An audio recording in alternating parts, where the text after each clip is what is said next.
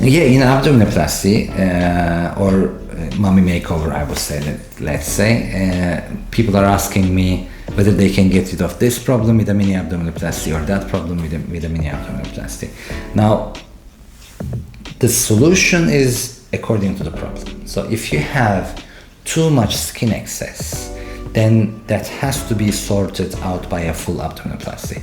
Or if you have kind of like a abdominal bulging, meaning your muscles are lax, you have to have an internal corset. That means you have to have a full abdominoplasty. Whereas a full abdominoplasty, as of today, with today's technology, takes an hour and a half. That's it. Without any problem, without any pain. Really, there are some specific injections. We do nerve blocks, and the patients literally have no pain after the abdominoplasty. They don't believe me, but they can ask the patients. And third, because of the new techniques, we do not just make a flat abdomen, but we really recreate the muscles, the Coke bottle shape whatsoever. So even a full abdominoplasty is not a biggie anymore. It's a piece of cake, I would say, in a way. So how you choose between them?